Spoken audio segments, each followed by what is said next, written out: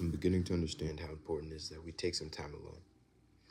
And, I would just mean that in the most literal sense that it can be said. I mean that we should spend some time away from other people. We should spend some time away from the influence of other people, from the influence of other things. And we should almost just allow ourselves, and we should allow our minds and our spirits to wander for a bit. And, I know the Bible also says that the idle mind is the devil's workshop. So I don't necessarily mean that in the sense that we should be bored and we should almost just sit there for hours with nothing to do. But I mean in the sense that it's important that we spend some time alone, even in the presence of activity.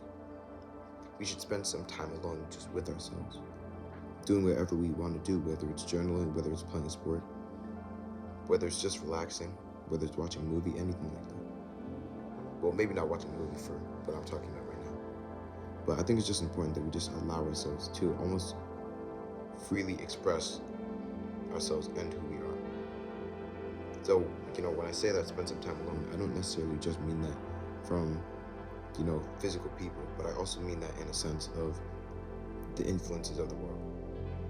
From social media, from movies, from TV, from anything that could almost offer a different voice, offer a different influence on ourselves. I think it's important that we spend some time alone from these things.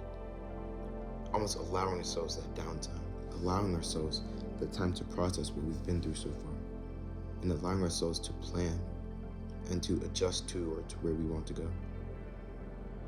And I think in doing that, it can also be a very relaxing process, because I think that social media in general, it can be a very exhausting thing, even though we see it as rest. Seeing hundreds of different opinions and hundreds of different things, hundreds of different videos, hundreds of different people every single day. When you think about it, there's no way that could be relaxing. It could be enjoyable, but that doesn't mean it's relaxing. It could be fun, but that doesn't mean that it's peaceful. So I'm just starting to understand how important it is that we do give ourselves that time alone. And almost that we prioritize our own mental health in that sense. We prioritize our own peace, even though we're still helping others.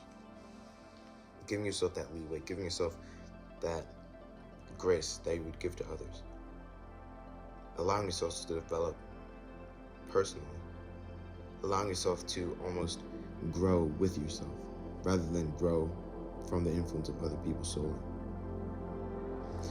I have a Bible verse that goes along with the topic of this video.